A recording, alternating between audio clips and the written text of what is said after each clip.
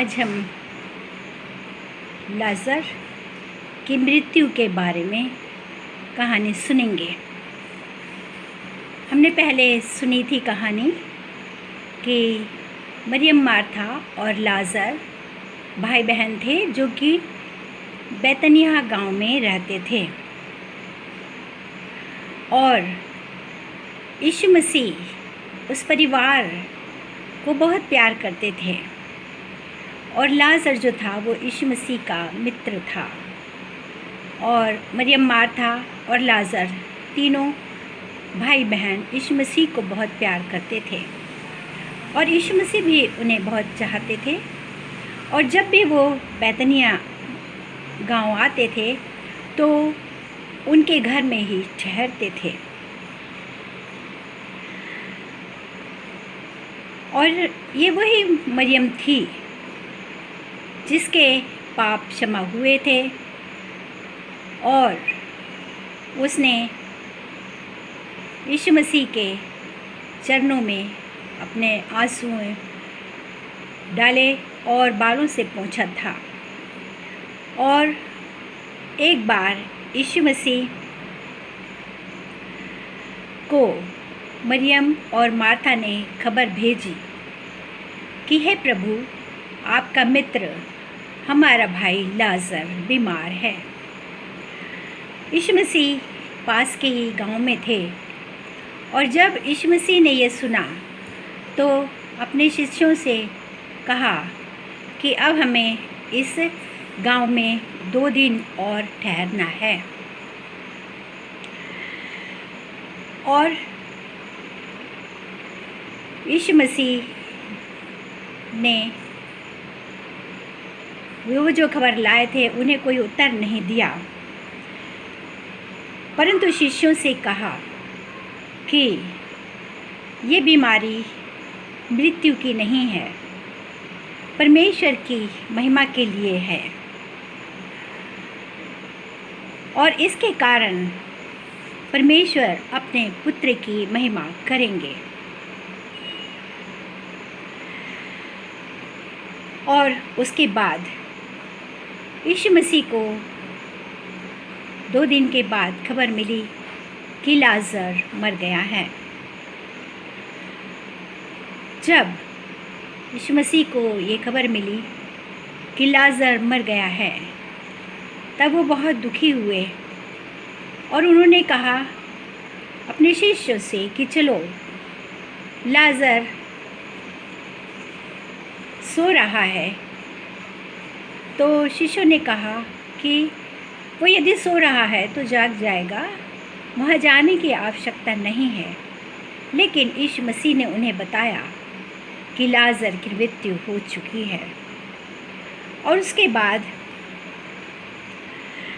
यीशु मसीह ने कहा कि चलो अब बैतनिय्याह गांव चलते हैं। बैतनिय्याह गांव के पास जब यीशु थे तब किन्हीं लोगों के द्वारा मार्था को मालूम पड़ा कि यीशु मसीह गांव में आ रहे हैं। तो मार्था तुरंत उठी और यीशु मसीह से मुलाकात करने के लिए दौड़ पड़ी और यीशु मसीह के पास पहुंचकर उनके चरणों पर गिरी और बोली कि हे प्रभु, आप यदि यहाँ होते तो मेरा भाई लाज़र नहीं मरता। यीशु मसीह ने कहा कि तेरा भाई जीवित होगा। यीशु मसीह ने कहा था पुनरुत्थान के लिए, लेकिन मार्था ने कहा हाँ, मुझे मालूम है कि पुनरुत्थान के समय जब सब लोग जीवित होंगे तब मेरा भाई भी जीवित होगा। यीशु मसीह ने कहा पुनरुत्थान और जीवन मैं ही हूँ और बिना मेरे द्वारा कोई भी पिता के पास नहीं पहुंच सकता।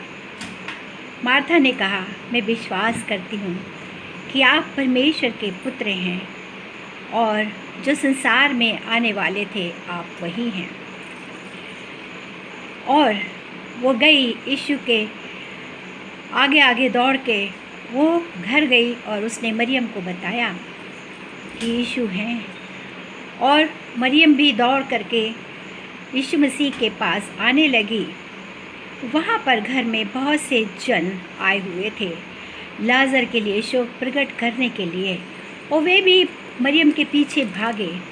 उन्होंने ये सोचा कि मरियम अपने भाई लाजर की कब्र पर जा रही है शोक प्रकट करने के लिए, इसलिए वो लोग भी उसके पीछे पीछे आए। लेकिन मरियम यीशु मसीह के पास आई, और यीशु मसीह अभी उसी स्थान पर थे जहाँ उन्होंने मार्था से मुलाकात की थी। और मरियम ने कहा कि हे गुरुजी, यदि आप रहते तो मेरा भाई नहीं मरता। और यीशु मसीह ने कहा कि चलो। मरियम के सामने यीशु मसीह ने बहुत शोक प्रकट किया, और वे लोग शोक मनाते हुए लाजर की कब्र पर आए। और जब यीशु मसीह ने अपने मित्र लाजर की कब्र को देखा तो वो भी रो पड़े, और उनके साथ शिष्य भी दुखी हुए। और जो लोग मरियम के साथ शोक मनाने आए थे वो भी आ कर के बोले, और यीशु के पीछे भी जो भीड़ थी वो भी आके बोली कि यदि यीशु वहाँ पर रहते तो लाजर को वो जिंदा कर सकते थे। यदि यीशु चाहते तो वो लाजर नहीं मरता।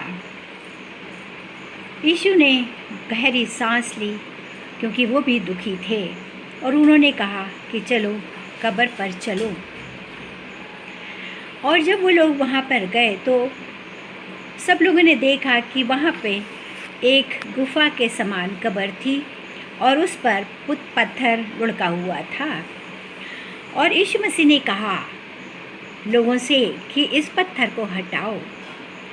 तो मार्था ने कहा कि हे प्रभु, लाजर को मरे हुए 4 दिन हो गए हैं, और अब उसमें से दुर्गंध आ रही होगी।